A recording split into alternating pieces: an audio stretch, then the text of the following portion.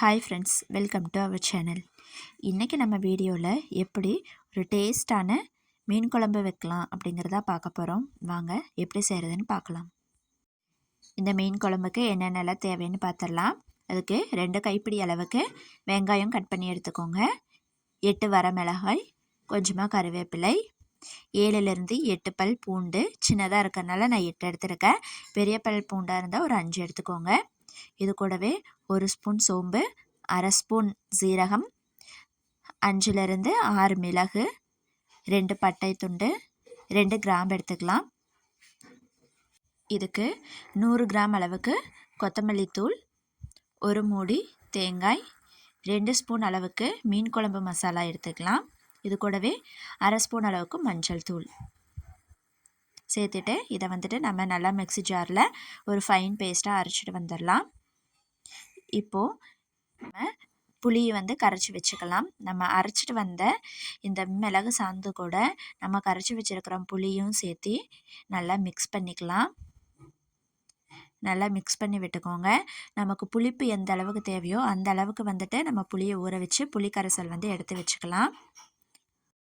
இந்த மீன் குழம்புக்கு நம்ம ஆட் பண்ணியிருக்கிற இந்த பொருளெல்லாம் பார்த்திங்கன்னா நம்ம வறுக்கக்கூடாது. வறுக்காமல் பச்சையாகவே நம்ம அரைக்கணும். அப்போ தான் மீன் குழம்பு டேஸ்ட்டாக இருக்கும். வறுத்து அரைக்கிறதுக்கு பதிலாக நம்ம பச்சையாகவே எல்லாத்தையும் சேர்த்து அரைச்சிக்கிறோம். இப்போது மஞ்சள் உப்பும் சேர்த்து மீனை நல்லா நீட்டாக கழுவி எடுத்துக்கலாம். நம்ம எந்த அளவுக்கு நல்லா சுத்தமாக கழுவி எடுக்கிறோமோ அந்த அளவுக்கு நம்ம வைக்கிற குழம்பு நல்லா இருக்கும். இப்போது ஒரு கடாயை வச்சுட்டு எண்ணெய் ஊற்றிக்கலாம். எண்ணெய் நல்லா சூடானதும் கடுகு, கடலைப்பருப்பு, உளுந்தம்பருப்பு, அதுக்கப்புறமா வரமிளகாய், கருவேப்பிலை போட்டு நல்லா தாளித்து விட்டுட்டு நம்ம எடுத்து வச்சுருக்க இந்த சாந்தை உள்ளே ஊற்றிக்கலாம். உள்ளே ஊற்றிட்டு தேவையான அளவு உப்பு போட்டு நல்லா கொதிக்க விட்டலாம். குழம்பு நல்லா கொதித்து வந்ததும் இதில் நம்ம கழுவி வச்சுருக்க மீனை போட்டுக்கலாம். மீனை போட்டு லைட்டாக ஒரு கிளறு மட்டும் கிளறி விட்டுருங்க.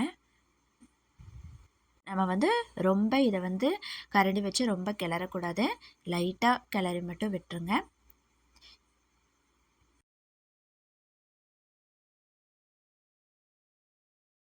இப்போ இந்த குழம்புல மீனை போட்டு ஒரு 10 நிமிஷம் ஆச்சு. மீனெல்லாம் பார்த்திங்கன்னா நல்லா வெந்து வந்துருச்சு. இந்த மீன் தலையில் பார்த்திங்கன்னா மீனோட கண்ணு நல்லா வெளியே வந்துருச்சு. மீன் கண்ணு வெளியே வந்துருச்சு அப்படின்னா மீன் நல்லா வெந்துருச்சுன்னு அர்த்தம். இப்போது சூப்பரான கொங்கு ஸ்டைல் மீன் குழம்பு ரெடி ஆயிடுச்சு. நீங்களும் இதே ஸ்டைலில் உங்கள் வீட்டில் மீன் குழம்பு வச்சு எப்படி இருக்குன்னு கண்டிப்பாக கமெண்ட் பாக்ஸில் கமெண்ட் பண்ணுங்கள். மறக்காமல் நம்ம வீடியோவை ஒரு லைக் பண்ணிவிட்டு நம்ம சாய்க்குட்டி பிரபா யூடியூப் சேனலை சப்ஸ்கிரைப் பண்ணிடுங்க. தேங்க்யூ.